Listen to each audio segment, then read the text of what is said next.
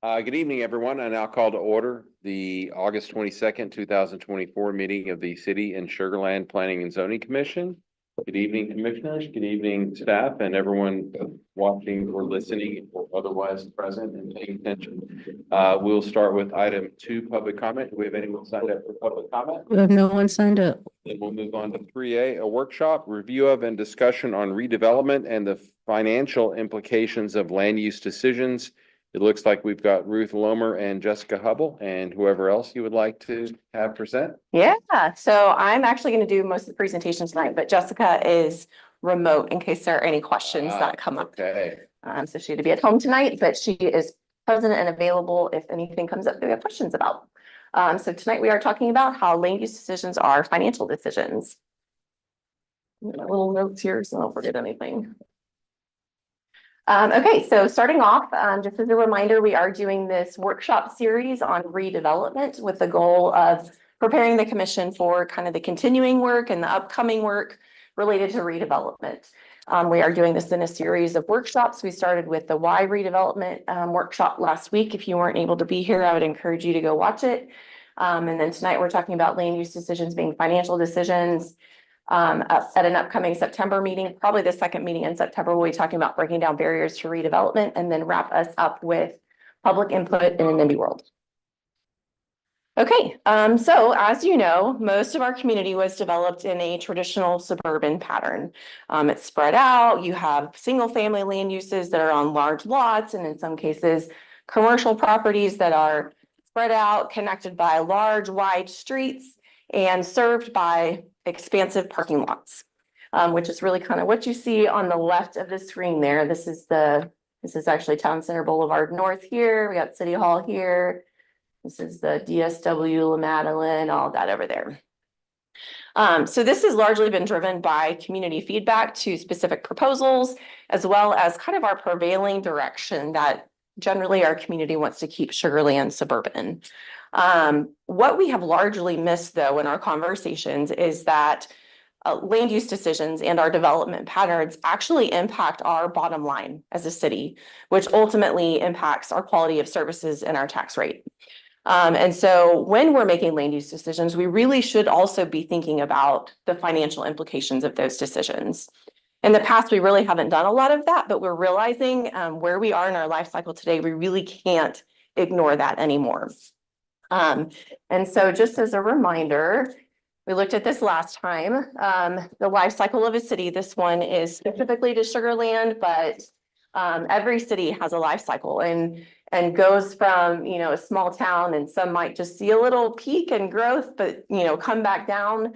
But all cities experience this. And so we kind of saw our peak in the probably 2015 to 2020 range, and we've kind of started to see that decline. Our population has started kind of leveling off and even declining over the last few years. And what we want to do is switch to that path of redevelopment. The way that we can do that is to grow our population, to grow our economy. But we are challenged with not having much land left. Only 4% of our land is vacant. And so the way that we can do that is by going up and increasing the density of some of our land uses.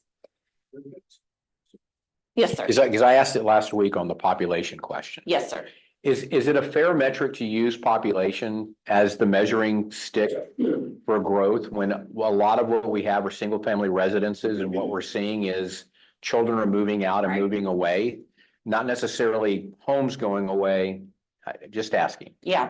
So I would say population, it's probably more of an indicator than a measuring stick. We're watching it to see what happens, and it tells us that we are in that point in our life cycle because we have started to see that decline. But the reality is part of growing is growing the population. And so that's why we've got to look at different ways. There's different ways we can grow the population. Right. So we recognize, though, that there are trade-offs as we talk about land use. A lot of our community came here because of the suburban nature of our community, that low density. And people also want low taxes to go with that low density What that means though is service cuts. You can't have both of those across the city and continue to have stable services. If you want to have stable services and continue to have low density across the board, then you're gonna be looking at higher taxes. Or you could do stable services and lower taxes and do some more density. Everybody would love the Goldilocks of having stable services, low density and low taxes, but the reality is that just doesn't exist. We can't have all three of those. And so we believe that we need to look at more density, that's really our path forward for redevelopment. But it's also important to note that we are not talking about changing every square foot of Sugar Land. In fact, we're really focused on our regional and our neighborhood activity centers, which you should have a copy of a map similar to this or this map in your packet there. But these regional and neighborhood activity centers are really where we would focus that density. They only make up about 15% of our land mass in Sugar Land. So 85%, well over a majority of our land, would remain the same in character. We're not talking about major changes to the character of our single family neighborhoods. But we do want to see a little more of what we have here in Town Square and a little less of what we have in the Power Center. And this presentation that we're about to go through that you're going to watch is going to explain a little bit more about that.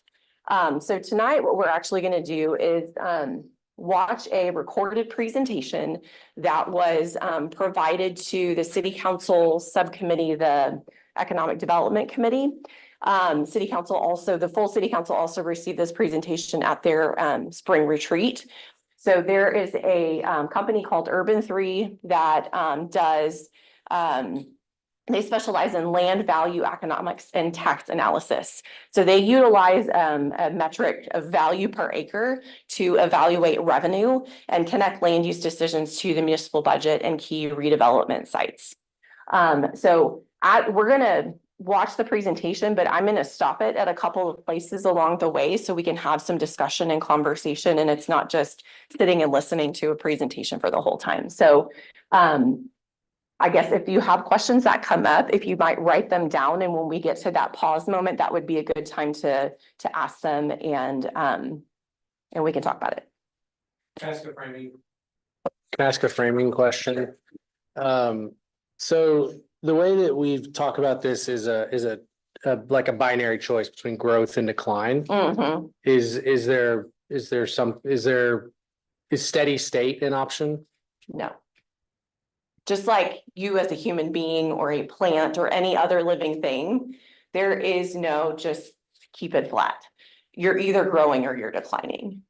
And so it's the same for a city. Now, what does growth look like? I mean, we have that ability to formulate that to kind of, model what we want that to look like going forward.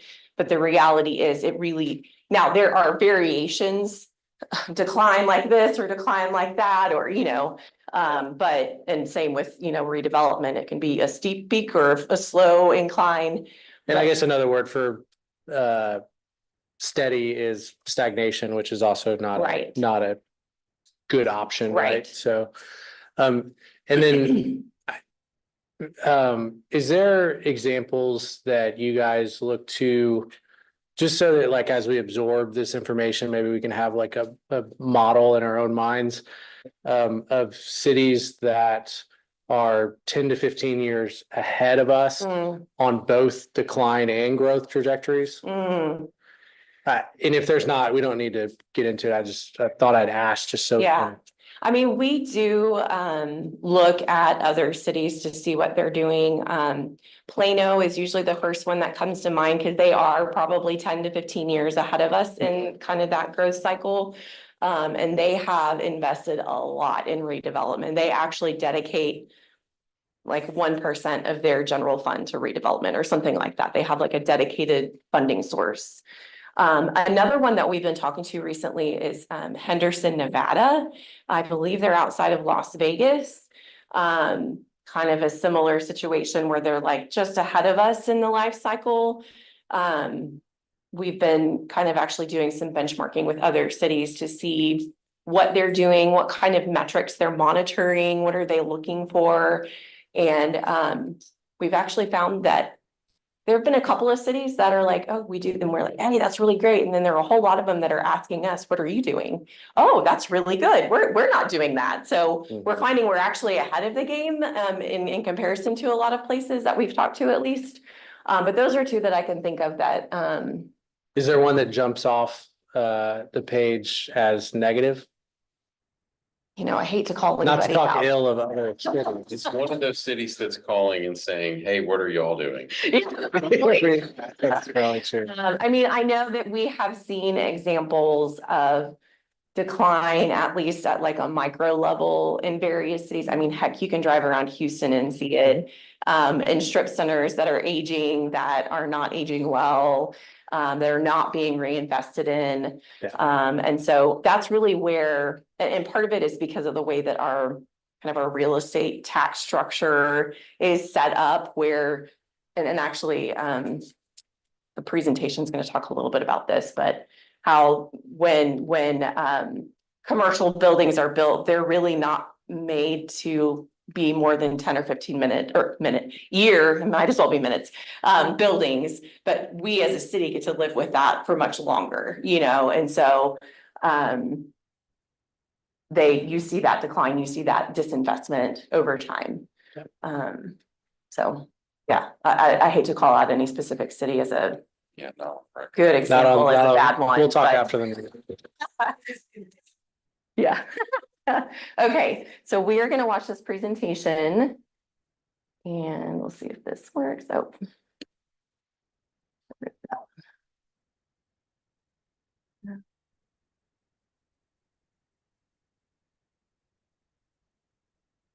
Development. As I was introduced, I'm actually trained as an architect. And wandered into real estate development, but really what our firm specializes in is visualizing the municipal economic effect of public policy and policy choices. We've done this work in 42 different states now, Australia, New Zealand, Canada. We kind of cover a lot of ground, and it's been fascinating to kind of wander into cities and learn about the different tax structures and economic choices. But a lot of times it's emotional choices that drive decisions rather than looking at the data. This is Asheville, North Carolina, and this is not too long ago. Asheville was the second largest city in North Carolina. And then when the Depression hit, we just mothballed for 50 years. So this is the shot from the 80s. This is from the 90s. We essentially boarded up all of these buildings and walked away from them. And our local attitude was, we're not urban. This isn't who we are. The modern world has gone suburban. Forget about the downtown. And we essentially just left these buildings fallow. I ended up working for this guy's company. This is Julian Price. He invested $25 million into a for-profit real estate development company. And my job was helping look at buildings.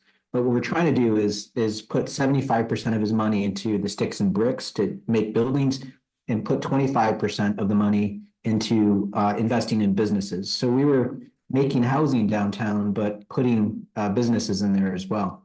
One of the things that what we were constantly doing in Asheville, we have political extremes. We have folks on the hard right and folks on the hard left. There's not a whole lot in the middle. And so we're equally reviled by both sides. On the left, they think that all developers are evil, and on the right, because we're doing stuff in the downtown, they just assume we were subsidized. And so we had to find our way to communicate to the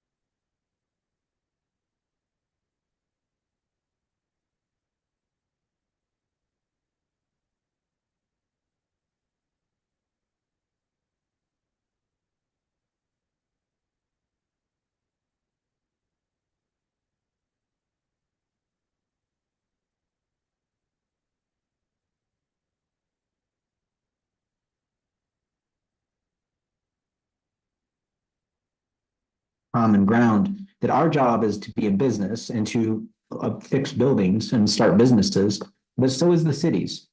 If you look up the word incorporate in the Oxford American Dictionary, it says to constitute a company, a city or other organization as a legal corporation. So mayor and councilors, you all are on the board of directors of a multi-billion-dollar corporation. It's just a really big real estate development company. And so when you make decisions for your community, you're actually looking at the bottom line and trying to figure out how that works financially.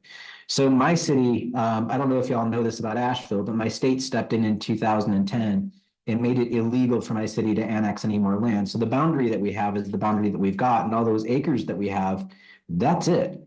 So we better look at our world economically, because that land that we have is all that we've got. We're a finite product.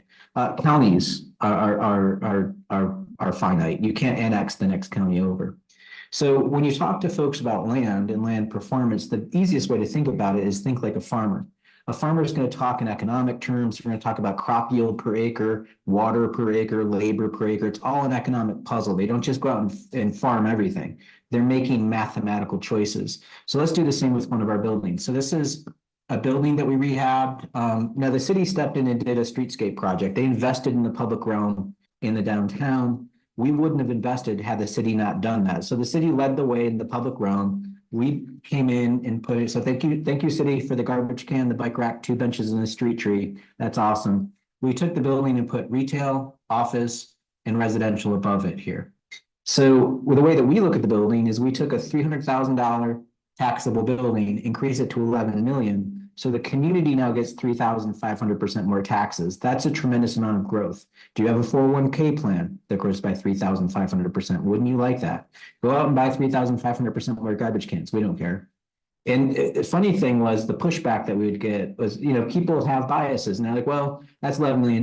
We've got this Walmart over here at 20 million. Okay, fair enough. That's double the value, right? But hold on a second. It took 34 acres of our farm, of our city, to make that Walmart happen versus 0.2 acres for our building. So that's an apples to oranges comparison if you're just using the gross numbers. So rather than gross, let's look at the per acre yield and taxes. Who would have thought that our building is 100 times more tax productive in property taxes? And people may say, well, Joe, that's fine. We're doing the Walmart for the retail taxes, not the property taxes. Okay, let's measure it. We're producing double the sales taxes. Who would have thought that a furniture store, a tattoo shop, and a beauty salon is double the productivity of a Walmart? But it is. Again, keep things apples to apples. We also have more residents per acre. There you go. And more jobs. So the reason why we put these numbers out there is to make things apples to apples so you can be better informed about your decision. This isn't to vilify Walmart. This is to understand the economic consequences. Now, conversely, Walmart is showing you to underinvest in your community. That's great business for them. And it makes sense. The cheaper the building I make, the lower the taxes, period. So this is showing the effort that we have to put into, we're going to be paying more taxes. It also is a much bigger headache to fix an old building. So let's talk this through. Is this the best thing for our community? So, before I go any further, I just want to realize this isn't complex math. I don't have a finance degree. This is just simple 5th grade division. When we talk about cars, imagine if I were to say my truck gets 650 miles per tank.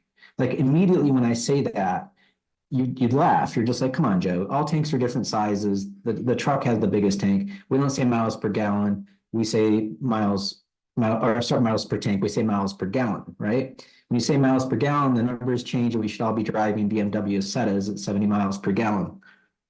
So I just want you to realize, like, this is a common way that we talk about a $4 commodity. We should be talking about $1 million commodities the same way. Don't overthink this. This is about productivity. The other comment that I frequently get is like, you just hate Walmart or something. And that's not the right takeaway. I presented at the International Association of Tax Assessing Officers Conference in, I think it was in Kansas City or Sacramento, when this guy got up and presented about Walmart. So he's the head of real estate for Walmart. He did this amazing presentation on how cheap Walmarts are. And I'm in the back of the room. I used to work in government as a zoning official. And I was like, wow, how is he getting away with this? This is awesome. He's getting, think about how smart that is. 3,000 assessors in one room, and he's getting the property tax lowered for all of his buildings, right? If I can prove to you how cheap my building is, the assessors are agnostic. It's not their fault. So the cheaper the building, the lower the taxes.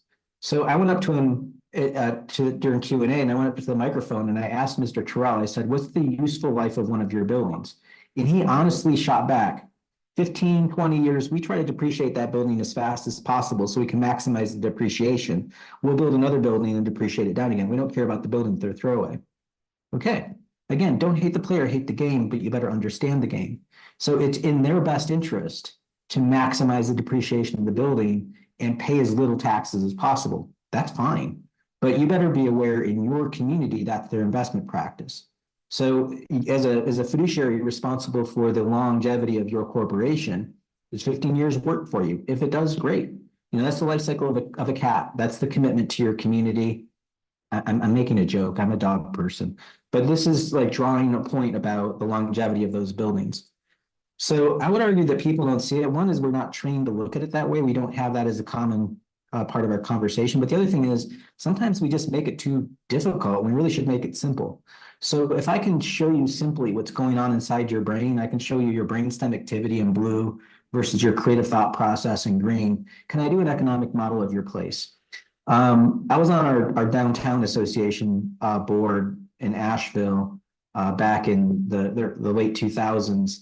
And our state representative called us a cesspool of sin. And we're all just like, come on, really? Why are you doing that? And so, you know, it's just, we sent a reporter to go talk to him. He doubled down and said, it's not the good people of the county. It's just the downtown part. Now, politically, I've got 2 voters out in the county for every 1 voter in the city. It was very safe for him to say that. So we went out and showed this model of our county. This is Mount Mitchell Federal Park. It's non-taxable, so we just grade it out. Doesn't pay me taxes. I don't care about it. Green is low value, so this is big ivy up here, and it's green, it's low value. When you get to this purple thing, this big purple splotch right there is the Biltmore Estate. That one house is worth $100 million, which is really impressive. But it's a 180,000 square foot house sitting on 8,000 acres of land. This is the biggest gas tank. Of course, it's valuable. So rather than total value, here's value per acre. And here's my whole county in 3D. So when I showed this at our State of the Downtown address, I had the county officials in the room and I said, look, we're all paying 6 mils across this model. Where's the county getting the majority of its money? And everybody pointed at this big purple mountain right here. And I said, what do y'all think that is? And they're like, it's downtown. I said, yes. So rather than hate on us, send us a box of chocolates or maybe a thank you card every once in a while. We're more than happy to produce revenue and wealth for our county. Just please stop with the politics here. It's like we're all in this together. Now, in defense of the politics, folks that live out here in Fairview, they honestly don't know what we're paying in taxes in the downtown. So it's not their fault. So let's talk about this as sort of a civic education to understand the potency of different building types. So in our downtown, it's not like we have skyscrapers. It's, I think the tallest building's 16 stories. You can see the potency of our downtown, or even let's go to Black Mountain. This is a village of 13,000 people over here. The tallest building's 4 stories, and you could see the potency of those buildings. Simply put, when you make your buildings dense and put them closer together, you're going to get more revenue. Conversely, when you stretch them out and have large parking lots, you can see how low the potency is on the south side of our city. So just visualize this and let's talk about it. So for you. Okay, that's where we're going to take our first pause and talk a little bit about what we've heard. So my question for you is, 1, thinking about value per acre instead of just total value, is that different than how you have traditionally thought about the value of the city, or your property, of a commercial property? Have you thought much about value of properties? Surely you all have in some way. Make sure you turn your mic on. It's on. Okay. I mean, sure, from an economic perspective, that makes sense. Mhm.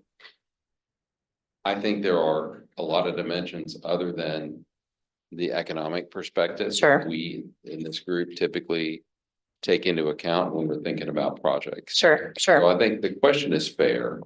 And I think the answer is accurate. Mhm. I think there's other factors that Mhm. at play as well. Sure. And we'll talk more about those in the future. Any thoughts on what you've heard so far? Value per acre?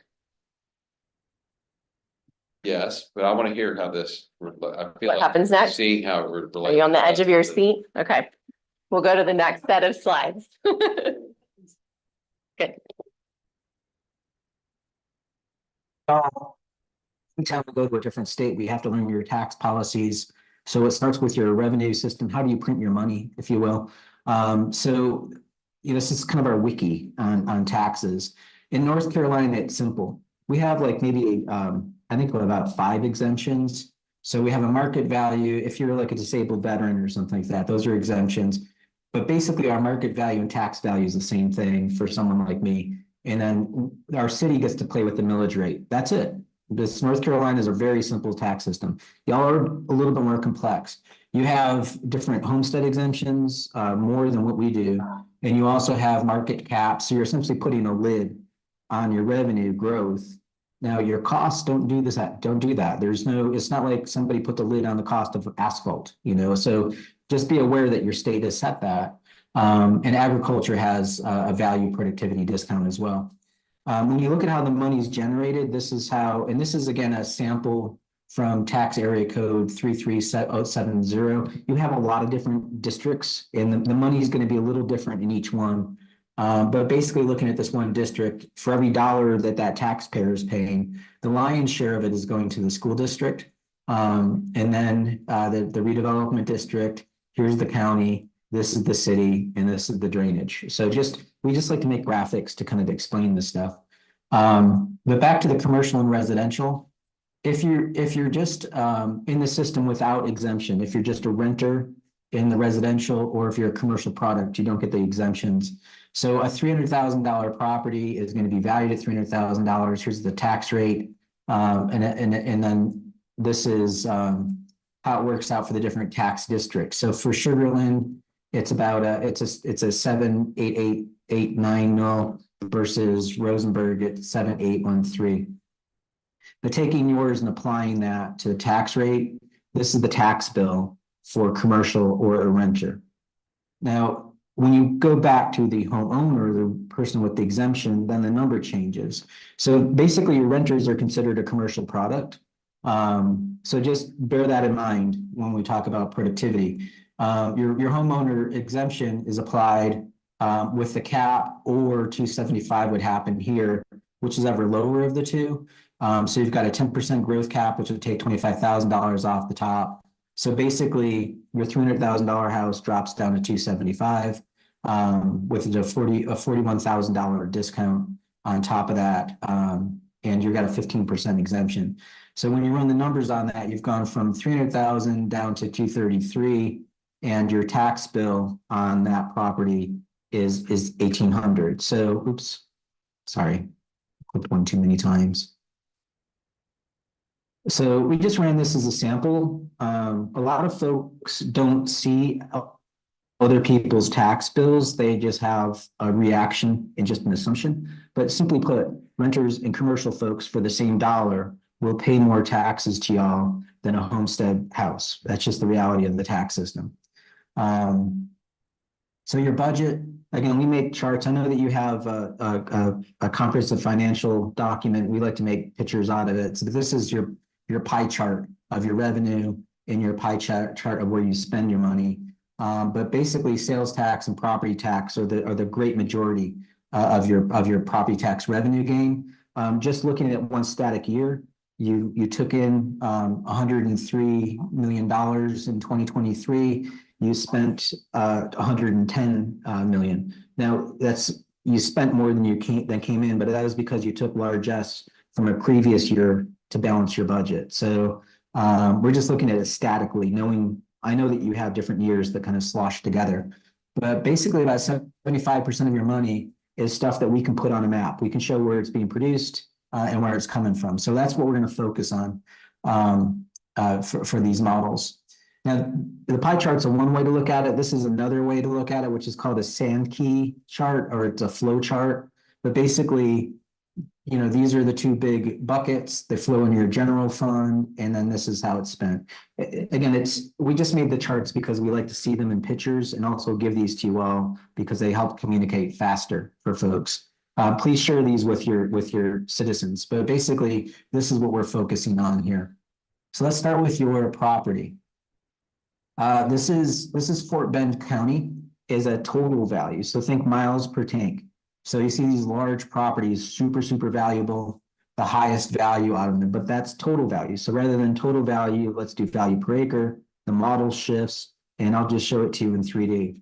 So this is your county's productivity countywide, and you can see the town center that you've created, super potent as a county. So this does beget the question, does the county help you with some of this stuff? Could you talk to them about, you're going to be producing wealth as you grow that density for the county as well. Let's share on this. We'll share in the investment, but then reap the rewards together so that the county can support you with that. Looking at your city just by itself, this is your total value of your city. Total value, this is per acre. Again, along the highway, you see the huge parcels, super valuable. But when you say per acre, it shifts to a little core right there. And then here it is in 3D. So, you know, your commercial stuff is, particularly the mixed use stuff, it's not heads and shoulders above everything else. It's leaps and bounds above everything else. And that's a very impressive jump that you've been able to achieve. And then it's sitting on this kind of residential base of the yellow stuff. Taxable, non-taxable, you're about 33% non-taxable in your city. There's not really a magic number here. We just made this so that you can see it. We also did another project with you all where we looked at those public lands. So 33% exempt. Inside that 33%, you're about 12% of that is stuff that you can control, that the city has. So you have county land that's non-taxable, churches, things like schools, things like that. But this is taking that 12% and putting it at the same scale as your city. That's how much land that you actually control as a public purse. Now, you know, obviously the airport is a big piece of that. This is how that breaks down, but your parks are the biggest one. Now, this isn't to say go off and build in all of your parks. You need parks to have livability. It's just understand that this is a commodity that you can control. And you might find a little corner of a park that might want to be, you can put a restaurant that's part of the park in it and earn some tax revenue, and it add value to the park as well. But anyway, we did this full analysis with your finance staff. And that's a whole separate report, but we'll come back to this because one of your infill projects works with that. So there's numbers that we like to give you all as far as ratios of productivity. Your city is a portion of the county. You take up about 3% of the county's footprint, and this is the rest of the county. And what you take up or produce in the fiscal footprint is you're producing about 15% of the county's property tax. So the ratio of productivity of physical footprint to financial footprint is a 1-to-5 rate of return. So that's actually really strong for county tax production. Think of these metrics as measuring sticks. Or think of this way: if you had like 10 or 100 shoe sales people in your shoe shop, and one person's producing 5 times the sales, that's pretty good. So that's a good way to talk with your county about this.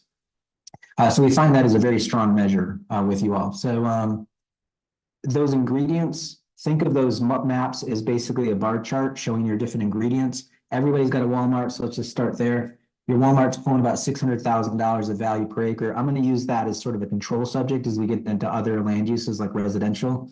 So if you look on the bottom of the slide, here's your Walmart. Your average single family residential is more than 3 times the Walmart's production and property taxes. Now, granted, the Walmart produces sales tax, but this is pretty good. Your housing is very strong there. So let's go ahead and keep that as the base. I'll come back to all of these as we go through them. That's going from the single family. Now let's step up to the middle zone. It's kind of in planner world, planners call it missing middle, but basically the stuff that's missing in a lot of communities. You all have some of this stuff. You have some townhouses and duplexes, but usually most cities have, you're either at this end of the spectrum or that end of the spectrum. But this is your missing middle. You've got some townhouses up here. This is a duplex. So your single family is at 2.1. This stuff is at 4.2. So double single family in productivity. As you get to the larger multifamily, this is multifamily in general. Now notice where we're at, 3.1 million, 5 million, 5.5 million. So, you know, yes, they're denser, but they're also way more productive in value. But you're averaging about 3 million multifamily across the board. When you split out multifamily into smaller uses, actually, by the way, let's kind of step back here. So 5.5 million for this one here, the Imperial Lofts. I will come back to the townhouses. And then when you get into the larger ones, this is some senior living complexes. Senior living tends to be denser with less parking. So you can see the value at 4.8, 7.3 million. Now remember, single family is 2.1, but your senior assisted living is coming in at 3. So stacking them up side by side, this is kind of how they look. 2.1 for single family, multifamily at 3 and 3, and your missing middle in general is point about 4.2. So that's your residential base. Going back to your model and just stripping out the commercial for a second, there's often a misconception that multifamily somehow brings down property value. So we went ahead and just made a demonstration for you all, focusing in on this is just your residential here. Your average single family is 2.1 million. These properties right here that are kind of highlighted are multifamily properties. Your multifamily is averaging 3 million across the board. But taking these properties, that's the average for them. And then saying, okay, if we drew a donut of a 500-foot buffer around each of these multifamily properties, and let's just look at the single family that's within that donut and see if it's affected value to be next to multifamily. The answer is this: it's 2.1 million on average for the housing that's next to multifamily, which is basically the exact same number as your single family across the board. So there's no evidence that the multifamily, when people say that, show them this chart. You have the math now. People have biases, and this is the best way to dispel the biases, show them the math. It's not going to win everybody over, but you can at least have this now. Now going up to commercial, remember your commercial has no exemptions. But you can see how low value the Lowe's is. Costco is about 1.3 million. The big difference between Lowe's and Costco is simply put, Costco usually has a smaller parking lot. And you know that when you drive in there, it's always a zoo. But that parking lot actually dilutes the value. So the things that have bigger parking lots tend to be lower production. And you can see that really clearly here, where this River Park development is at 2.1 million per acre versus Highland Square at 1.6. Two strip malls, but basically one's way more potent because it's got a smaller parking lot. Your mall is averaging 2.5 million, and that's with all the boxes inside it. Across the whole property is an object. It's 2.5 million an acre, or a hair above single family average. And then you get into these bigger commercial products. These are 2 office parks. I want to just dissect these a little bit because this one's 2.1 million. This one's 9.7 million. It's only a story more. The real story, pardon the pun, is in the land and how the developments are laid out. So when you look at both of them and study the land area that they consume and how they use land, this is the building for the office on the left. This is its parking. This is the building for the office on the right, and this is its parking. So when you densify the parking and make a parking structure, it's actually produce more revenue and more wealth for you. Conversely, if I waste your real estate in your community and do a large lot surface parking, it's cheaper for me. I also get a tax discount because it's a lower value inside the tax system. So it's just being aware that this is how the real estate development works. I'm going to do what's best for me as a developer. Or you can work with folks and understand how to do something that's a little bit more cooperative. When you get into City Walk, now you're cooking with gas. This property area here is about 12.8 million an acre, or about 10 times the potency of single family residential. And now you're getting to a second story commercial. When you add a mixed use into it, it changes the game.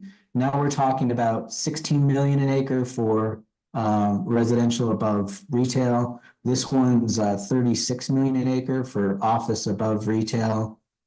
This one is 56 million an acre. Now this is a very big building, super potent. It's 8 stories, 6 stories, and 4 stories. So just to kind of maybe go back to the comparison again, let's take a look at City Walk versus Walmart. This is the footprint of City Walk at the same scale as the footprint for your Walmart. So we just grab the parcels and put them side by side. And your City Walk is worth 9.6 million, your Walmart's worth 14 million. So your Walmart's worth more. But remember, it took a heck of a lot more land to make that Walmart happen. So if you want to know how much City Walks would equal Walmart, you basically need to add another half of a City Walk to equal all of that. So if you see your land as a limited opportunity, you're going to realize that you want to make the best potency decisions for it, and unless it's okay for you to do this. But it just be aware of these are choices. So you can have the same value in a lot less footprint. Taking these two again, this is the 8-story building, its footprint, the 6-story building, its footprint, 45 million, 30 million. So this one's actually worth more on less land. So you could actually, to make them equal, you could drop about half the land area, chop this building like right about here. And this part of the building would equal that. So we're just doing this to have fun, just kind of like mess around with ways to show value in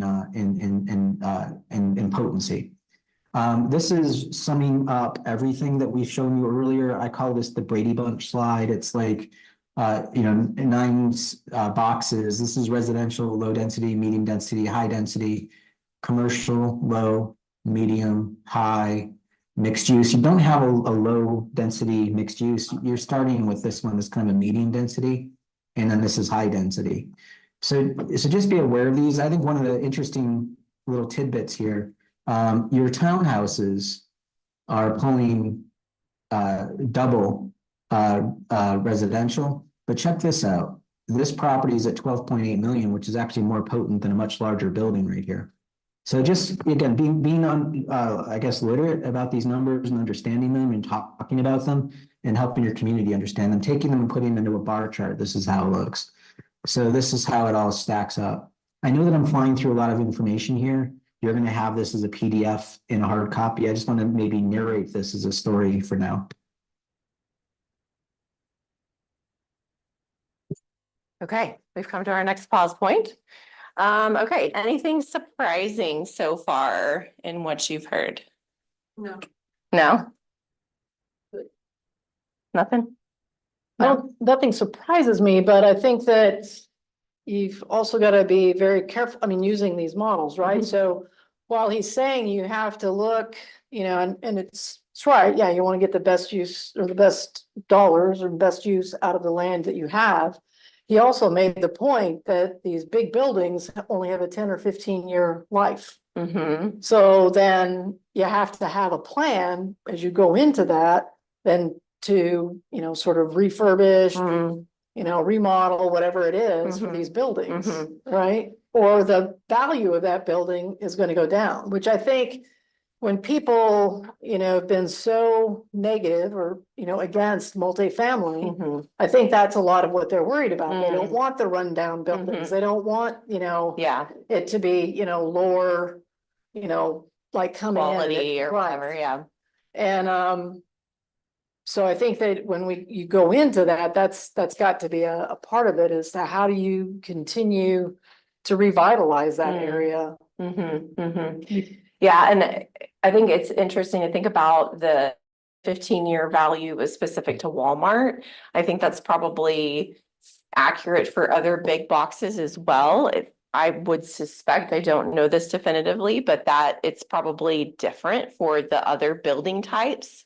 Maybe someone in the room is smarter than me and can confirm or deny that, but I know that those type of structures are built with a certain length of time in mind. But one thing to also think about is those types of buildings tend to have sort of a singular use. It's kind of hard to backfill them. We have that Gander Mountain that's huge down the road that has been vacant for how many years, because it's just this vast space.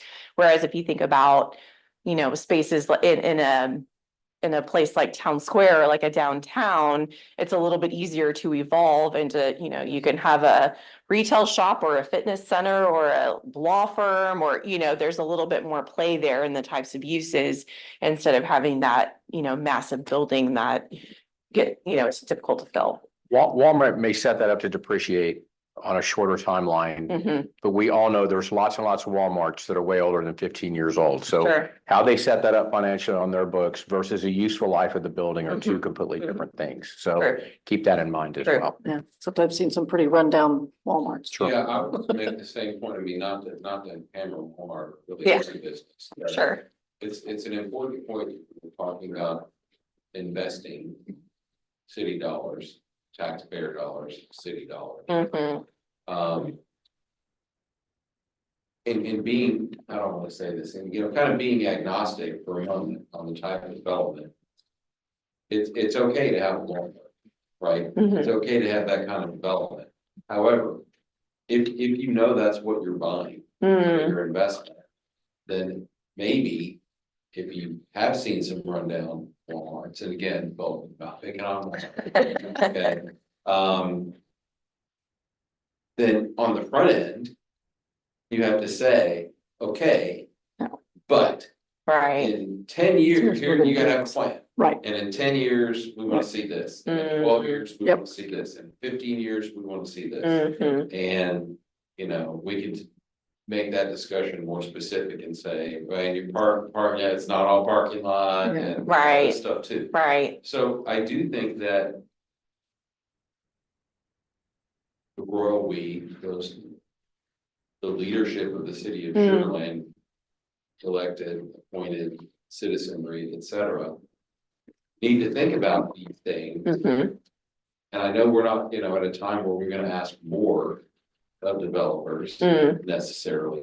But I think we have to, because if that's how you're gonna invest, if you're gonna invest the money in something that's more fixed like that, right, then I think you have to demand more. right, Because if you're investing in something that is, 2.1 million per acre, or whatever the formula was, and not 4 point something, mhm, well, then maybe you should be asking for more. mhm, And along your lines, you also need to look at the life cycle and the way business is evolving, right? Walmart and Target built years ago for Christmas Eve. mhm, And you don't have those kind of parking densities that you had then as well. So if Right. you're talking about redeveloping right, or re-standardizing what the expectation is for development, Mhm. you need to take those kind of things into consideration. yeah, yeah. And we're actually gonna talk a little bit more about some of that, probably in the next presentation, when we talk about barriers to redevelopment, because obviously, like we talked about, some of our standards are those barriers, and so we are gonna get into that a little bit more. But, your point, Chairman, regarding, can we really require more of developers? I think something that we have heard is the good ones are willing to give us what we ask for. The key is it predictable? And that again goes back to what is actually in the code versus, maybe going through a PD process that is wildly unpredictable. And so that's why we keep coming back to that, because we do believe we can get that quality I agree. with some standardization. And not only that, but, you have a lot of these, I'm gonna use the word applicant generically, but you have a lot of applicants that are saying, we know your city, we wanna be part of your city, Uh-huh. We respect your city. Mm. Okay, well then, you should wanna do more. Right, Especially if what you're asking is to dedicate, limited space for that particular application. right, Knowing all the parameters, and this, I'm not, y'all know me well, what I support and don't support. I think that has to be part of the discussion. sure, That if you're gonna say, well, we want a big box, let's say, okay, well then, that's fine, that's okay. There's nothing wrong with that. Mhm. But when you're dividing up the pie, then maybe it's fair to have different expectations for that. yeah. One thing is that everybody's forgetting that city has some standards in place, like parking requirements. So when you go do these retail developments and you look at the standard that comes from codes that you have to generate so many hundreds of occupants, Mhm. and then therefore you have to have so much parking. Right, You know, these parking lots are a result of those standards. Absolutely. So as you go through your mobility plans that you have in place and as they start getting implemented and you start providing some services like, you know, shared parking or something that does not require me to get into my car each time to go to a store.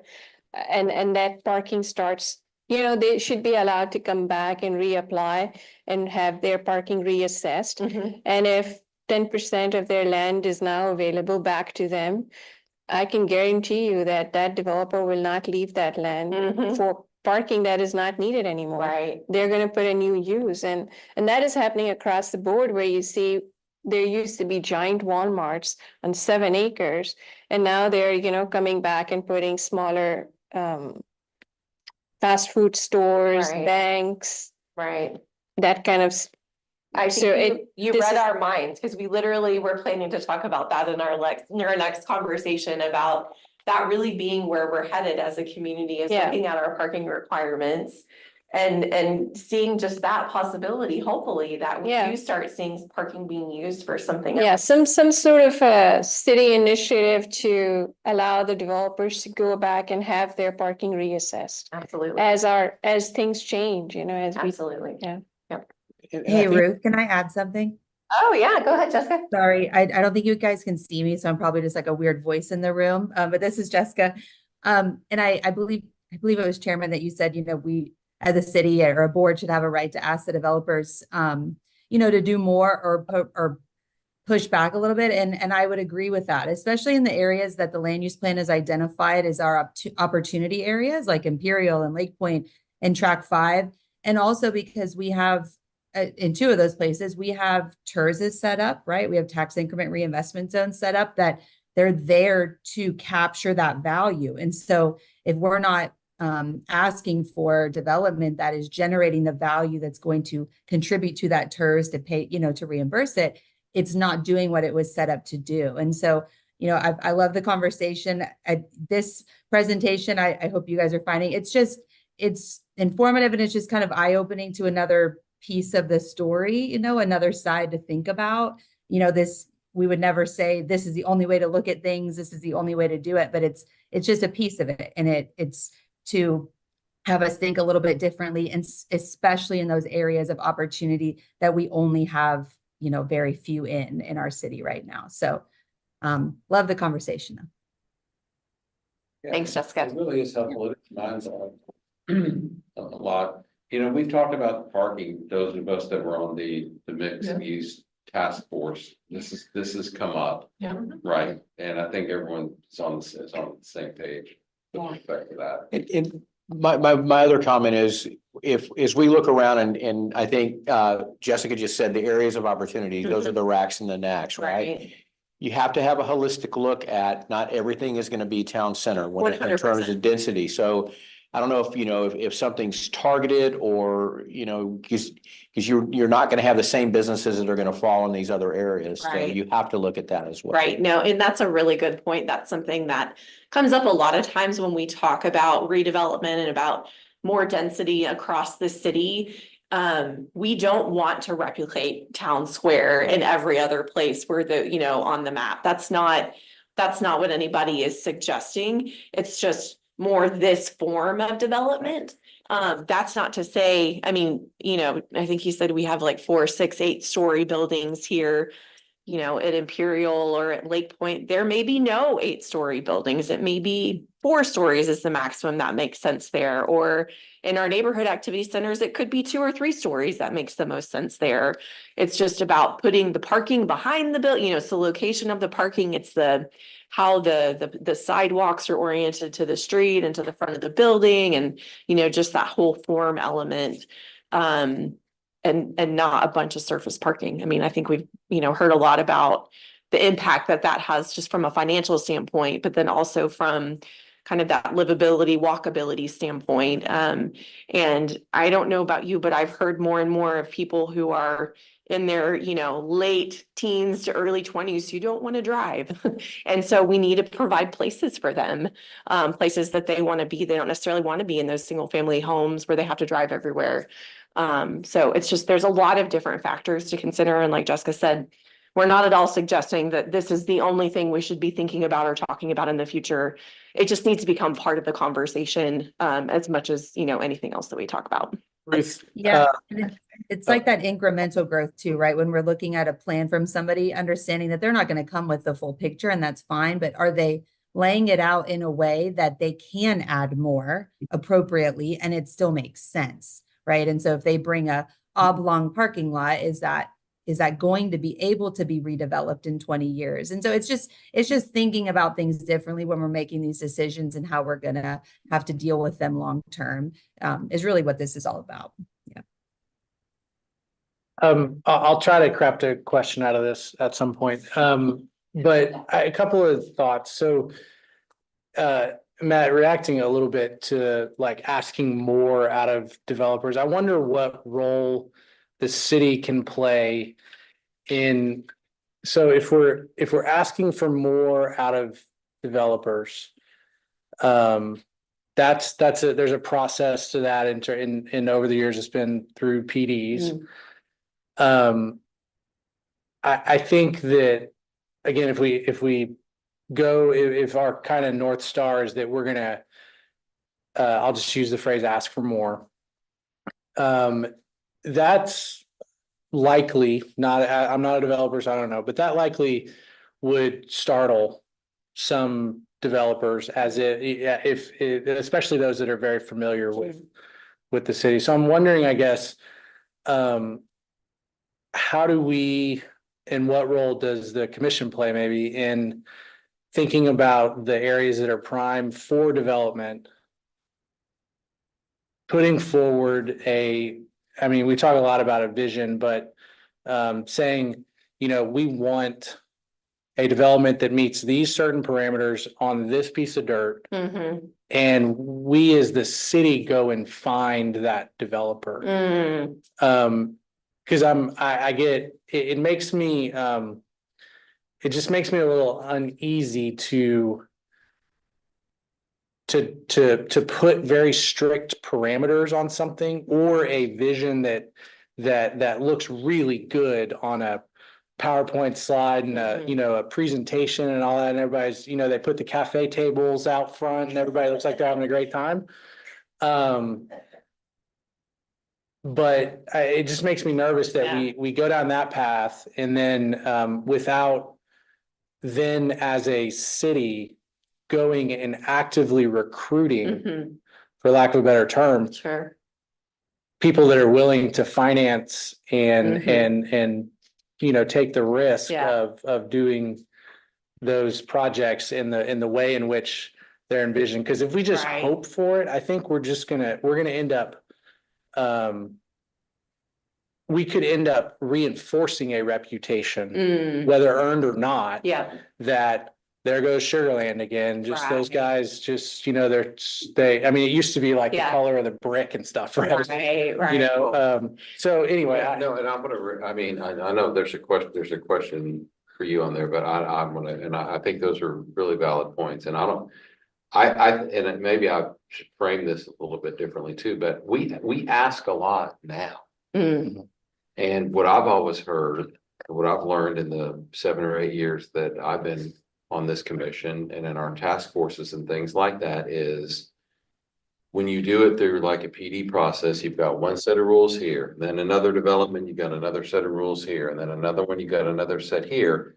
But if we're clear on what the rules of engagement are up front, it's predictable. You can plan around that. So, I think we would all agree, including, our friends in the development committee, we want high quality stuff here in Sugar Land. We want it to look good. We want to provide, comfort. We want to provide services. We want to provide touch points for, social and community interaction. If you make a list of the things that we want, we probably all want the same stuff. And my point is just that, given this economic model, if your choice is to invest writ large in this, with so much return per acre versus this, Yeah, well, maybe you do want to say, okay, you're in the $2 million bucket, not the $5 million Mhm. bucket. So yeah, Mhm. what we're gonna ask is different. Right. Maybe it's not more or less, but what we're gonna ask is different. We're gonna Yeah. ask you to make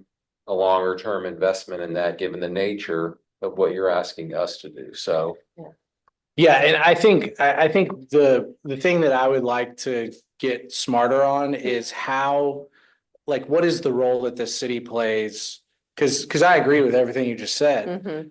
but I also, how do we, not go down a path of, being prescriptive in such a way that doesn't invite in Right. creativity and development, but Right. instead says, you know, people just glance at it, and say, I can't make the economics work, I can't, Mm, right? And Right. so anyway, it's a little Yeah. bit too much of a hypothetical for this discussion. No, I mean, and again, you guys are getting ahead of the conversation, which is totally fine. It just means you're like really thinking it through and you're getting there with us, which is fantastic. But so a couple of things, I would say in some cases, to Chairman's point, we do ask a lot already. In some cases, I would say what we might be asking of in the future is not necessarily more, it might just be a different form. And so it's not necessarily more than what they're doing now, it just is shaped a little bit differently. Which for some developers is too much because they can't get out of the box of what they're used to. And so, yeah, that, you know, there could be some that could be challenged by that. But to your point, who are those developers? Does the city need to go out and solicit Yeah. others? So our new department, that is part of what we're doing, is literally making connections with new development partners. Not that we can assign them to a particular development or insist that a property owner, you know, hire them, but we are attempting to make connections with a variety of people. Developers understand there's a difference between trying to develop in unincorporated Harris County and or trying to develop in Sugar Land or Shenandoah or someplace like that. Mhm. So, yeah, you're right. You don't want to put too many labels on it, but I think there is an assumed different set of circumstances when they go to places where that are to a higher standard, Mhm. either because it's part of a city or because it's part of a larger development. Mhm. The other Hey, thing, Ruth, can I add something when you're done? yeah, sure. Oh, go ahead, finish, sorry. Oh, no, I was just gonna say that there, you know, in the land use plan, we talked about there being like a spectrum of involvement of the city in redevelopment. And that just might show up in your next presentation when we talk about barriers to redevelopment, because there are different roles that the city can play. And we may decide we want to take a stronger role in an area, you know, it won't be in every activity center, that doesn't make sense, but there may be certain areas where it makes more sense to be more proactive or take a, you know, put ourselves out there a little bit more than in others. Jesse? On the comment about proactively going after developers, I mean, that's something that economic development actively does. And I mean, by you guys helping to approve that mixed use code for Lake Point, that has enabled us to reach out to certain developers and say, hey, this was approved. This is in our code. You're allowed to do this here. Could this work for you? And maybe not every piece does, but there, you know, I think some amendments have already been brought back. Like, it's not set in stone. We're willing to be a bit flexible if it still meets that overall vision. So that's what that mixed use code did allow. It did allow us to go out to be more proactive of finding the ones that can achieve that vision or close to. And then the other question about kind of pushing back on developers, the planners, like, they already do that. I mean, there's a lot of work that goes into the plans before they come before the board, and they'll ask those hard questions of, you know, what is your thought with all this parking, or what's your thought with this use? How is that going to, you know, form over time? And so a lot of that stuff is happening now, and hopefully, you know, it'll continue, and we'll push even more to make sure that, again, we make the best out of the opportunity areas that we have and where it makes the most sense. And so, yeah, I just wanted to share that, because a lot of that stuff is happening, and you guys have enabled us to be able to have those conversations already, and we'll continue to have them. Yeah. Wait. But given sort of what we're learning now, and you know, that maybe we need to even look at things differently. I know we've put the mixed use code in place, but is there an opportunity that you have sort of a less informal engagement in the beginning with the developer, saying you've already got the developer wants to come in, to ensure that they're aligning on the vision and bringing in some of these types of aspects. Mhm. Cause if they go down this path and then they, put something together, it's gonna be the same thing as a PD. It's like, oops, well, that's not really what we want. Yeah. Right? Yes, And there's that a was- lot of dialogue that happens. Right, Yeah. but that was sort of the concern is that if you don't have touch points somewhere, I mean, Mhm. the staff could be working this with the developer. But if it then comes to council and it was like, well, that's not really what we envisioned for that area. Yeah. Right? And I think part of that is getting our regulations to match the vision that's established in the land use plan. And then, we have plans to do smaller area plans in the Yeah. future. And so to dig a little bit deeper into smaller areas, so we can have more detailed plans and visions for those areas. And so then, the goal would be that we would be able to match our regulations to those visions. The problem we have right now is the regulations create standard suburban development. I mean, that's what our regulations are set up for. That's how we've developed. And anything that's different than that has generally been done through a PD. Right. And so we need to continue that conversation on what should those regulations look like in those other places. We pared down the mixed use code to just being for Lake Point to kind of use it as a test case. And, that was kind of where we were at that point as a community in terms of comfort. But I think we would definitely like to see us look at other areas too.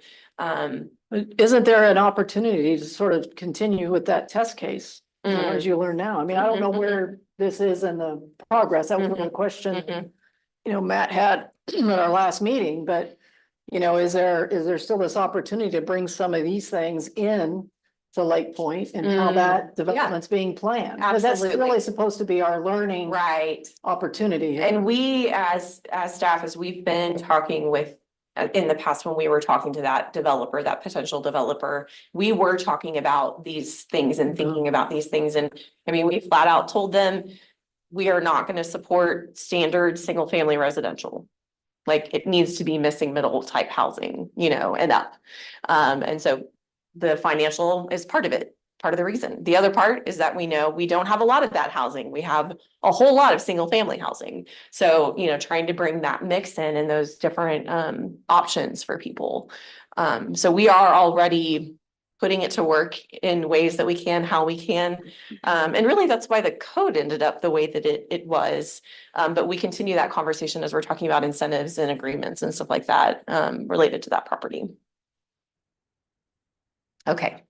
We've got a few more slides to go. I may need some help from my friends at the back there. Let's see if I can figure this out. Oh, maybe I got it. I can get this out of the way. Here's the play. So talking about, again, seeing those in the model. Oops, sorry, this is the big purple spikes are these two buildings.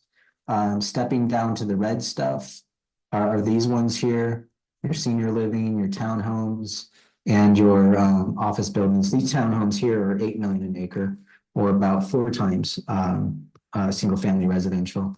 And then when you step down into the yellow stuff, your single family in this zone over here is about 1.4 million.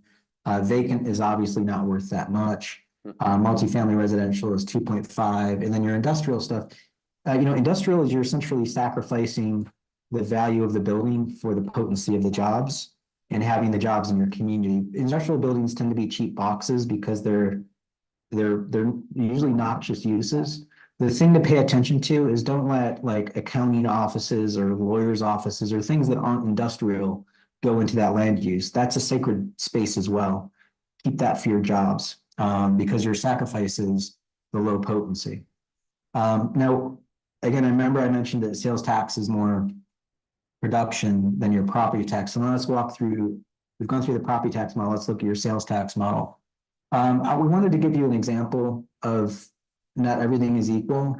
If you just look at this one River Park shopping area, it really is one large ecosystem, if you will. You've got your big boxes and then the out parcels in front, but you have the data that we could actually dissect this a little bit. So let's just go ahead and just grab this one little out parcel strip and say, what does this thing do compared to the overarching power center? So here's the shopping center as a whole. And then this is the little out parcel by itself, stacking it up. Obviously this is a bigger chunk of land versus this. It's also producing more sales tax here versus here. But that's total, when you go per acre, it flips. You're actually producing a lot more sales tax. About, was that 4 times more sales taxes per acre out of this little guy versus the whole power center. And you're also producing a little bit more, about 1.1 times more property taxes. So basically this is showing you the value of density. When people say, I want to have more available parking, I want it to be easily parked. It's like, okay, there's a trade-off. You're going to actually lose revenue in the process.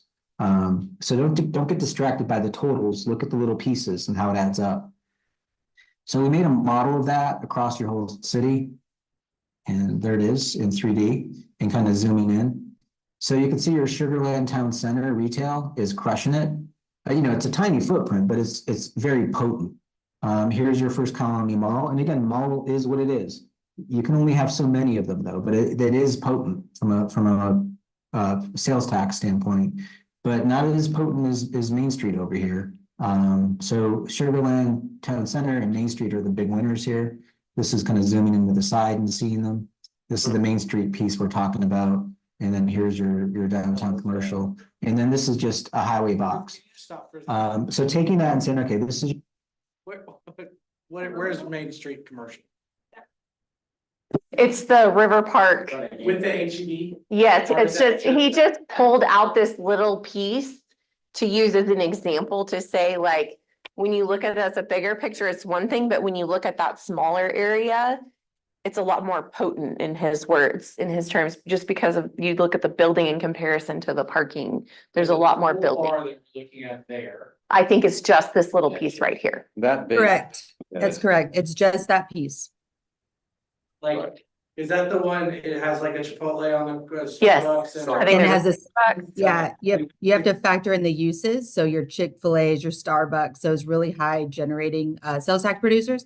Yeah, that's ultimately what's driving it. But that's the point here is this little block is bringing in the value compared to Town Square or that commercial center, which takes up, I don't even know how many acres along Highway 6.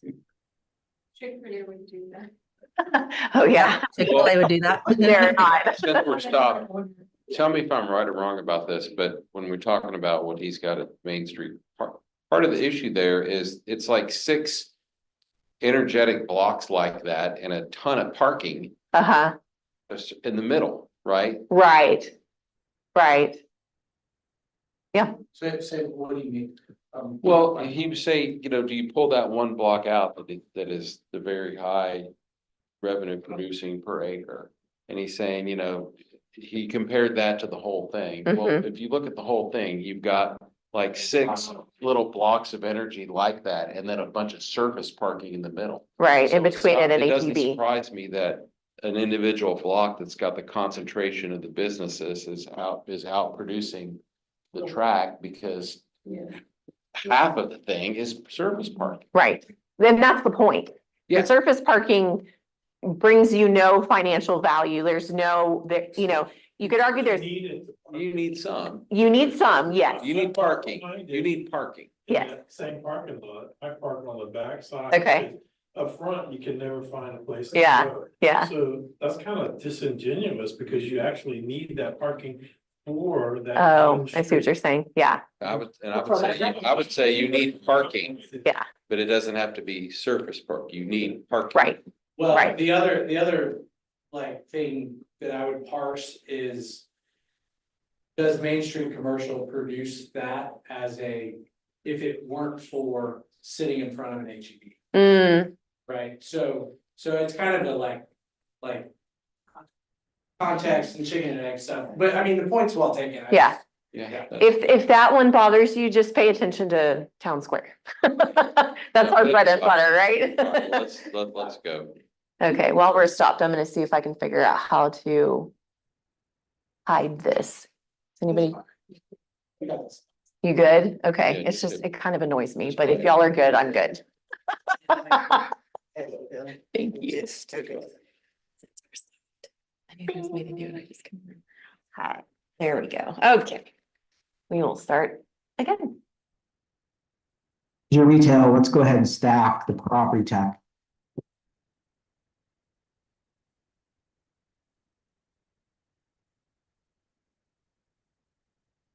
You were the big spike in productivity in this.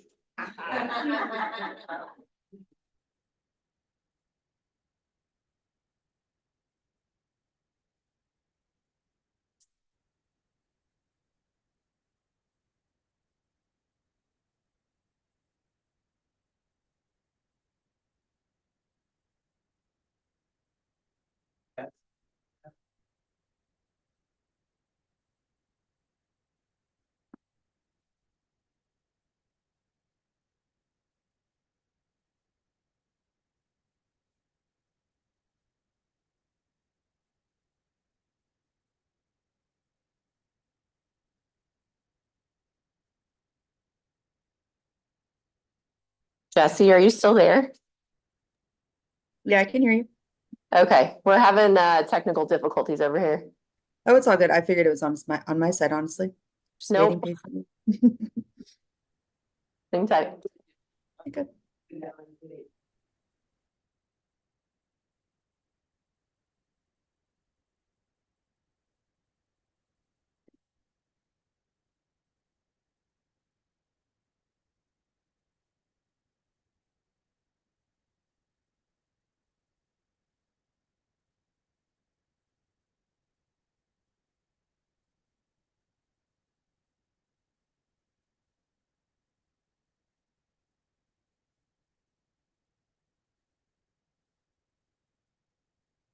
This is kind of zooming into the side and seeing them.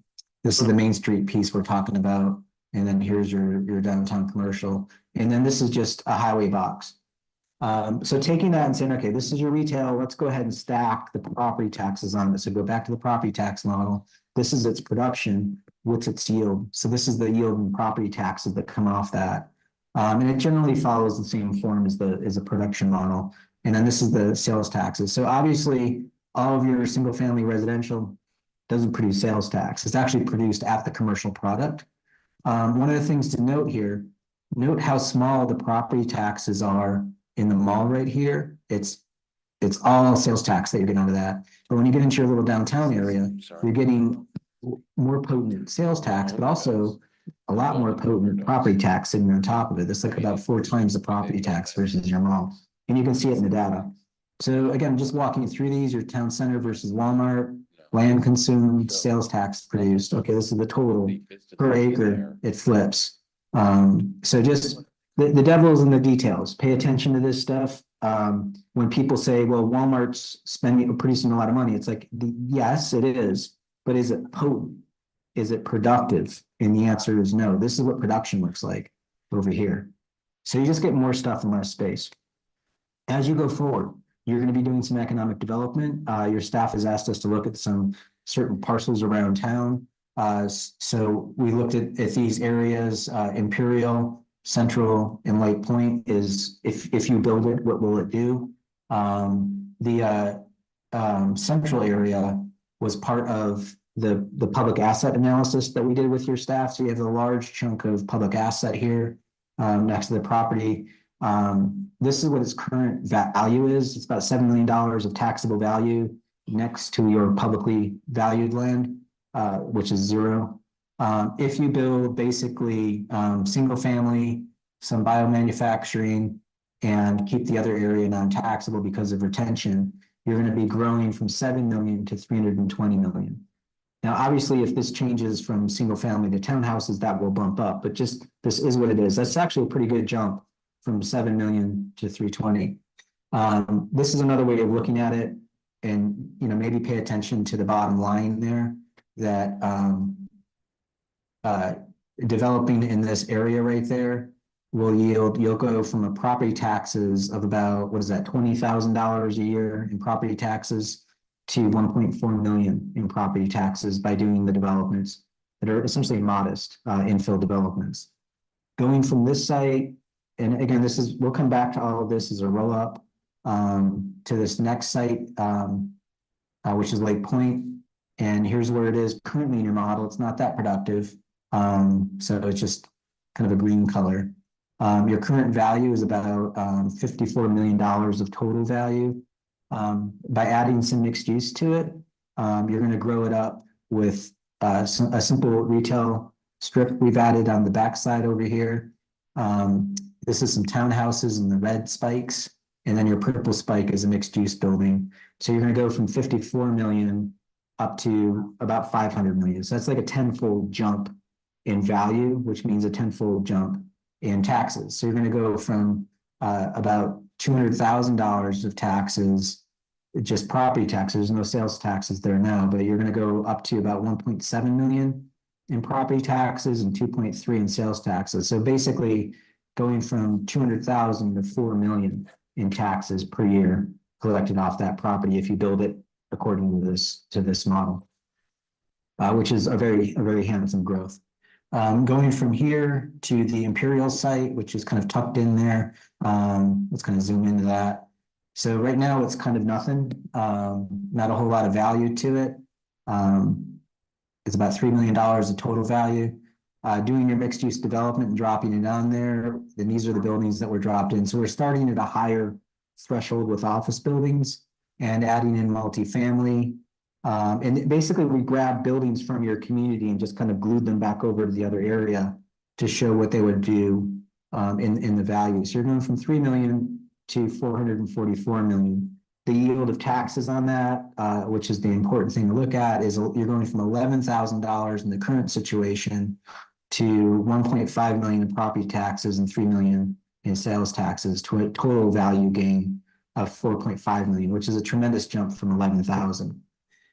So putting them all side by side, here's where you're at. You've got now looking at your total land area. If we're to take, if people freak out and like, oh, this is too much change, it's like, hold on a second. You're only redeveloping this tiny little sliver here of land. It's about what, 2% of all of your land, but you're going to be yielding, if you add all of this up, 1.4 million, 4 million, and 4.5 million, you're essentially getting $10 million of new taxes just out of repositioning 2% of your footprint. So this is a good lesson. It's also a lesson to do more of this in other spots. You can harvest good wealth.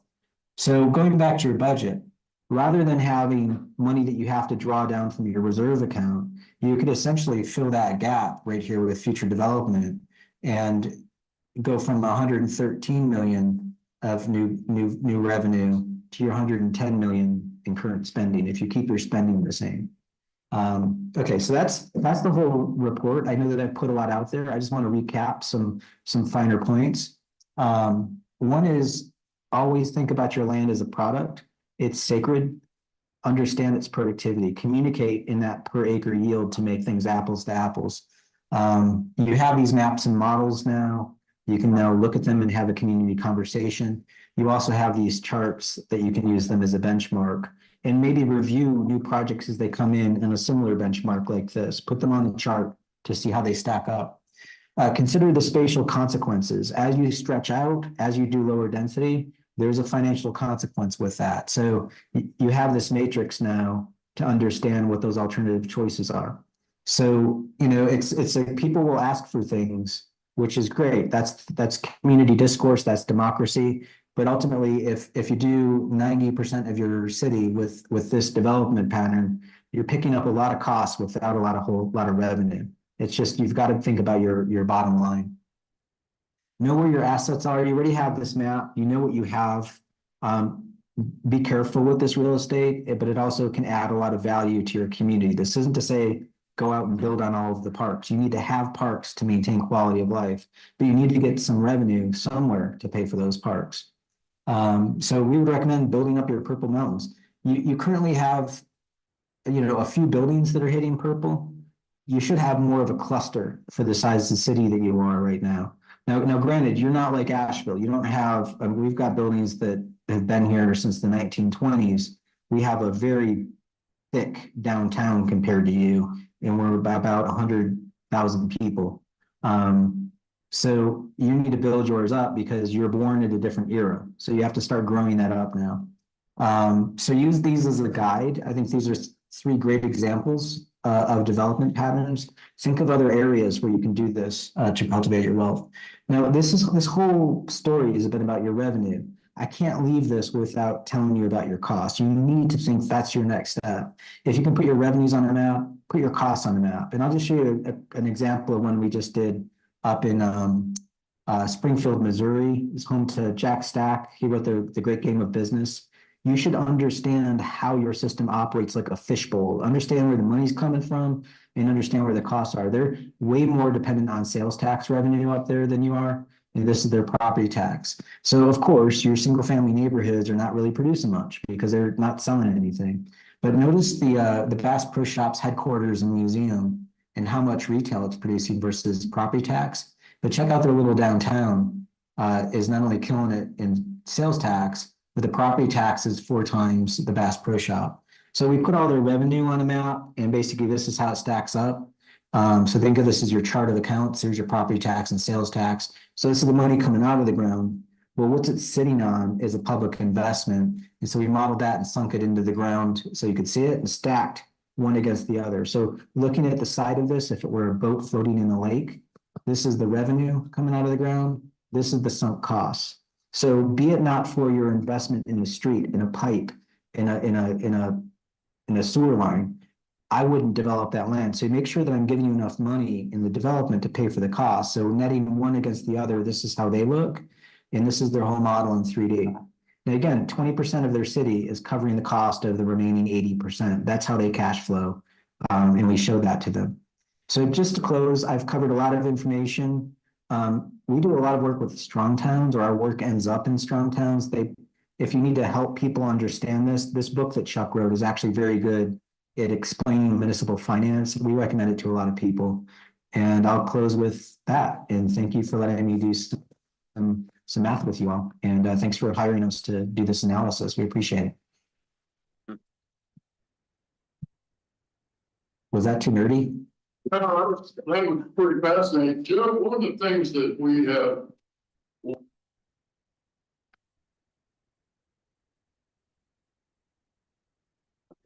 That was a Zoom. It was a Zoom, I think, when they presented it. That's not us. And y'all can hear me okay? No. Not really there.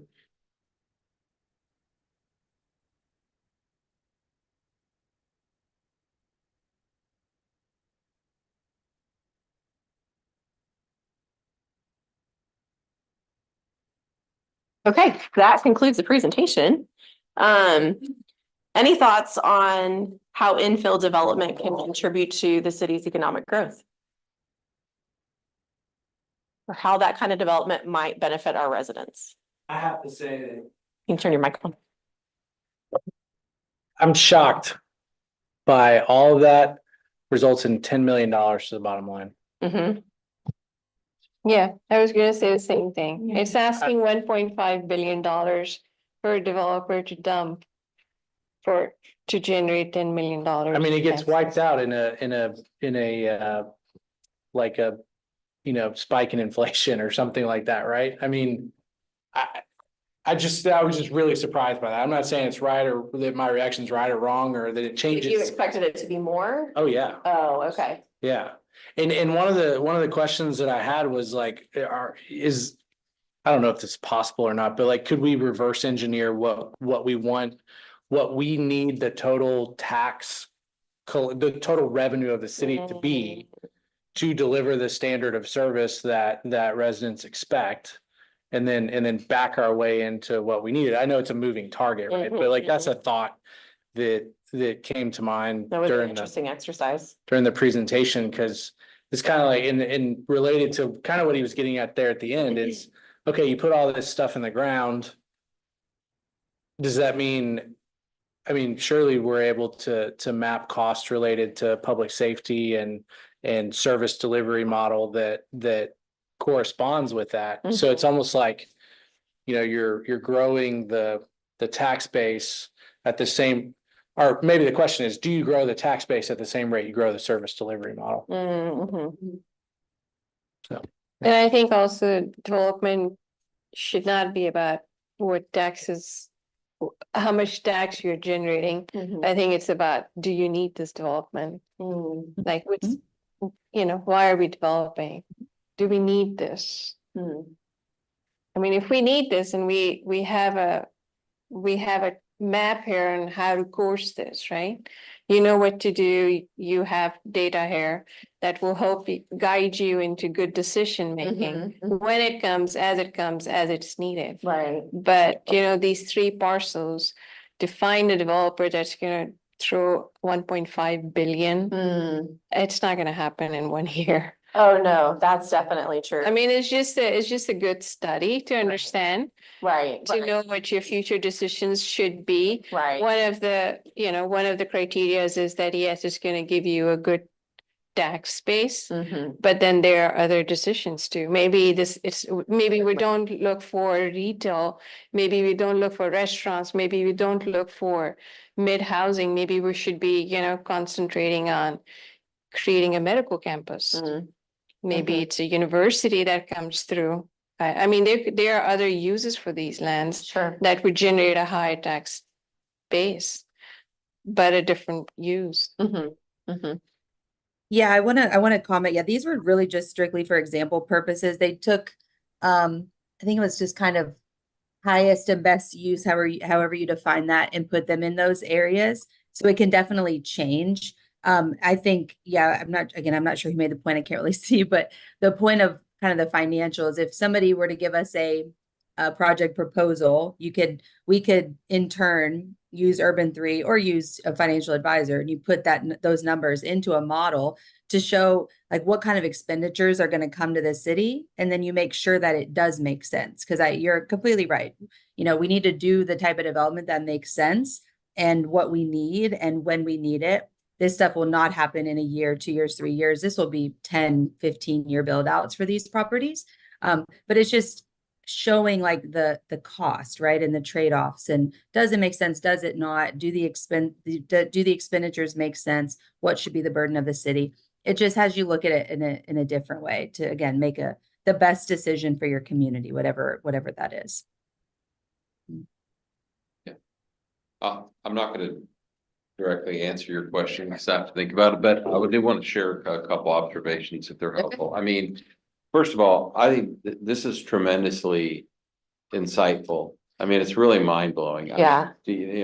I'm not surprised. None of it's really surprising, but I mean, even just the art of seeing a lot of this visually. Yep. I think is very, very helpful. Good. And I think to the extent that, kind of what we're talking about here too, I feel like there's a salesmanship aspect of this too. We want people to understand the need for thinking in different ways regarding redevelopment. And I think it's hugely important. And what I would add to that is a couple things. I think, first of all, what would be really interesting, you guys may already have this, but here we saw all these projections about, okay, here's our current budget and here's where the money comes from and here's where it goes. Well, how about the inverse of that? Like assume that your tax base stays the same Mhm. and your cost of your city services is going to continue to Mhm. go up. Mhm. So instead of showing me what is it going to look like in 15 years if I get some of this stuff, show me the opposite of that. Show me if I don't redevelop in these ways. What's the impact? What is the tax base going to look like in 15 years compared to the cost of city services? Right. That'll really frighten some people, Yeah. I suspect. And I'm not trying to motivate out of fear, but Right. that's the reality Right. that you have to come to grips with. So, because you can nickel and dime the projections and say, well, okay, there are some ways that we get more than that. And if you have a development that gets jobs, they spend money and you're not Right. and all this stuff. Okay, I get all that, but you could more quantify doing nothing Mhm. and show what that looks like Mhm. from a revenue perspective. Right. And I think it would be shocking. So, and we have seen a little taste of that. I think we may have included it. We probably didn't spend a lot of time on it, but there was a a slide from the budget workshop that was presented just in the last month or so that really showed that our recurring revenues do not keep up with our recurring expenditures already. We're already at that point. Like the way that we have managed is that we have used reserves and one-time funds to kind of make up for that deficit. And so if we don't make changes, I can't guarantee a lot of things, but I can pretty much guarantee inflation's going to happen in the next 10 or 15 years in some form or fashion. And so our cost of services will continue to climb regardless. And so, yeah, I mean, Right. that's going to keep going up. If we don't do something different, Don't there do is something that different, reality. Here's what that's gonna look like. And then another piece of the puzzle that, you know, he touched on more towards the beginning of the presentation that we have also been monitoring is the homestead exemptions and the impact that that has on the city budget. It's not that we want people to not grow old and stay here in Sugar Land. Again, it's just knowing the reality of that impact. We've seen those numbers double, you know, over the last few years. And so Right. the more people that have that over 65 exemption, How are the you more that's gonna verifying, how are you impact. verifying rentals? Because they said in the slide that, you know, rentals, Oh, you know, don't I mean, have it's- homestead. Right, right. It's based on what the Central Appraisal District has on file. I am I get that, sure, but how do you know, you see what I'm, you know where I'm No. going with the question. I am sure there are some Rent it out. I can tell you rentals this a that lot. claim to be homestead. I don't think that anybody goes knocking on every door to make sure that the people who say that they're homestead actually live there. That's technically fraud if they're doing that, but that's not something that we're verifying. But yeah, I mean, we just have to rely on the information that we have from the Central Appraisal District. The neighbors call and rat them. Yeah. Yeah, you're supposed to register as a rental property. Obviously, that does not happen all the time. We have other programs that are kind of helping us figure out who is renting too, just as kind of supplementary information, like the Great Homes program, for example. Like you have to show if you're an owner or renter, not that it matters if you would get the reimbursement, but there's ways that we can capture it. But yeah, a holistic look of renters versus homeowner, it is hard to capture. I think you have to be cautious if you're gonna say, look, we appreciate people growing old, but the homestead exemption is gonna. The other side I need, you need to be finding out where people aren't doing the right things at the same time. That makes sense? Yeah, and again, it's not just like with, it's not that, to your point, I think, you know, it's not, we're not saying, okay, get out. Right. I'm in the category of, you're gonna be looking at me, Ruth, and say, get out. Stick around, Matt, stick around. But showing, to me, it's about showing that if we don't change, like city services are gonna be here and how do you, if you don't innovate on this. Right. And diversify your tax base, what Right. it means is everyone who stays. Your property values, you're gonna have to jack it up every Right. year, you're gonna have to, your taxes are gonna go up every year. Well, And they're gonna, even if they're capped, they're gonna go to the max every year after year after year. Right. Because it stays the same. I heard them talk about when they gave the pay raises to the fire department, to the police and the fire department. That created a budget shortfall, Mhm. right? That compounds the issue, yeah. Yeah. Already there, but. Yeah. Yeah, and that's a good example too, because it's not all about the economics, right? Because you wanna also, for that, you wanna attract talent. You wanna Right. Be competitive, Right. and attract talent and get people out doing a good job, and we're blessed with that. And it's So the same it's not thing always about- in our community, right? Like we want to attract the next generation. So Right, what are the safety, kinds of places public we're safety is providing? important, Right, right? And Right. awesome city services are important and all that stuff too. right. The other thing I would just say very quickly is,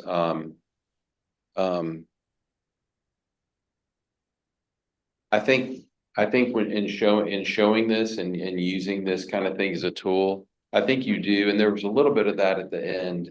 And kind of to your point, Commissioner Landine, I think you also have to kind of show the costs, the cost side of it too, right? That if I'm two things, this is the first one, you know, if I'm putting on this, if I'm redeveloping this and I'm putting office space, okay, you know, and I'm putting more dense housing. Okay, what is that gonna cost me, Mhm. you know, for whatever whatever this, city services are. Right, And I think there needs to be, because it can't just all be about the revenue. So I right, appreciated that effort. I don't know Right. that it answers all the questions, and I think that sure, when you get into more specifics of, okay, here's what we're thinking about doing here, and this is what that would look like, you can calculate it out.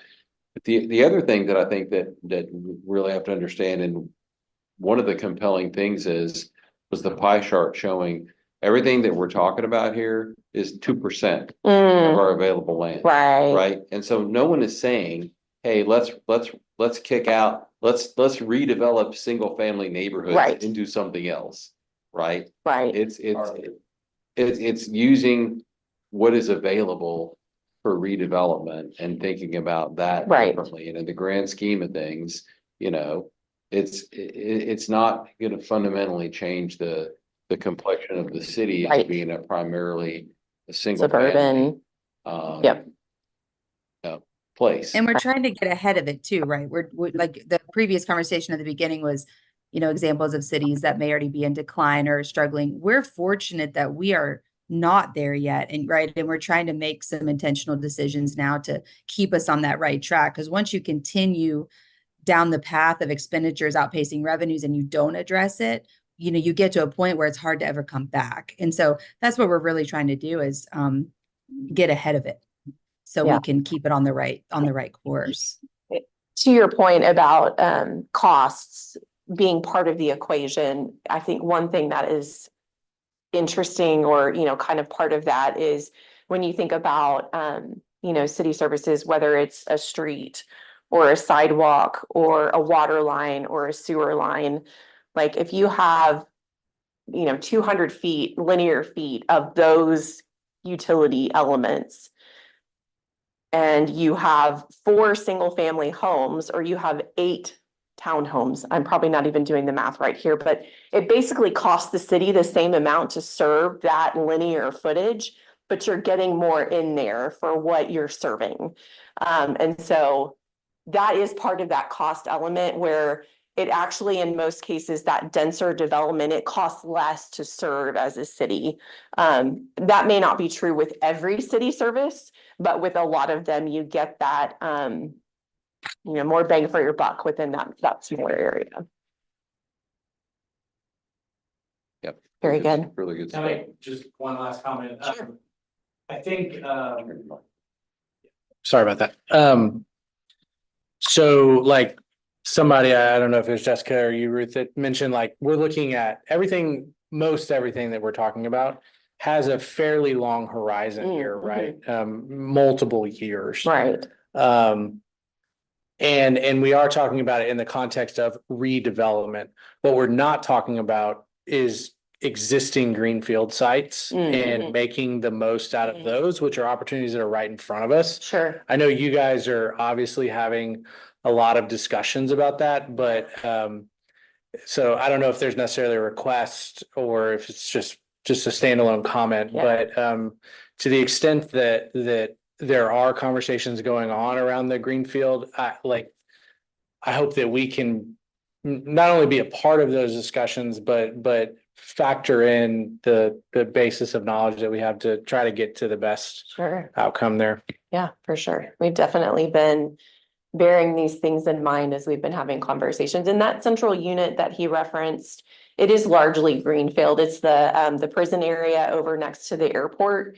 And so there are a couple of existing buildings there, but it is largely greenfield. So that actually is an example. And they're not, I mean, But- you've got like just off the top of my head, you've got Imperial frontage on Highway 6, you've got infield development opportunity, you have a map. Yeah, yeah. But thinking about like the triangle at Sugar Creek has some infill or Little bit. infill development. You know, the Imperial headquarters on the Right. south side of Right. 90, not the challenging site to the north. Yep. So Yep. anyway, I mean, obviously, Terribly challenging too. well, yeah. So I think we're on the same page. Yep. Very good. All right. Any other thoughts, questions? Okay, thanks for the great Thank you. discussion. Thank you, Jessica. Appreciate it. And thanks for the presentation. And I just want to compliment the city on having the foresight to do that and to Thank you. contain urban 3. I think that's incredibly helpful. Yeah. All right, Yeah, thank you guys. you bet. That will conclude item 3A. We'll go on to item 4A. Reports. I had the city council meeting for August the 20th. I'll say loosely, I don't think there was anything that was particularly pertinent to P and Z. There was, but the items that were discussed were, the creation of the Music Advisory Commission.